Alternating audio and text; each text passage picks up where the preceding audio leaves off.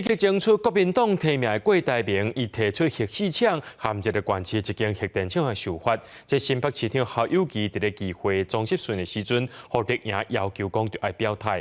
不过侯友宜强调无核安就无核电。那民进党主席赖清德以个人的 YouTube 开始运作甲要拼无共族群的选票。另外，民众党主席郭文哲按算伫初八要登记党内的总统初选。新北市议会炮声隆隆叫，民进党团针对两岸提案人员议题轮番质询，是不是认同妨碍创办人郭台铭的一县市一副电厂？核电厂在新北市，你可以完全不用管核废料的问题，全部推给中央。我不是推给中央，目前就是中央是掌握能源政策的主管机关嘛。中央在早期是不是讲了一个2025吗？会核家园吗？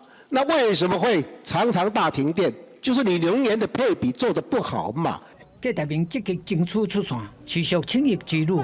初五伫面册公开含政立委颜清标的相片，强调伊会争做上强的候选人。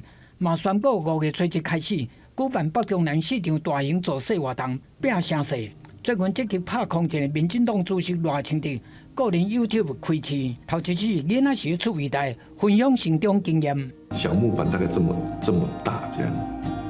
它刚好就是一个铁钉，就是朝上，我就想踩下去。那后来呢，也就是铁骨以后啦，嘛无去看医生呢，嘛无去打破伤风。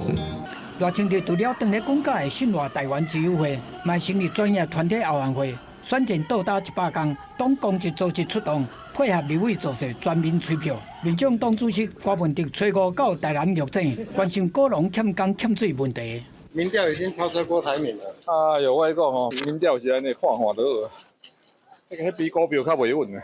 郭文哲讲，政治复兴是执行力，承诺会甲果农斗想办法，嘛含帮中业座谈。有计5月初8正式登记党内总统初选。记者综合报道。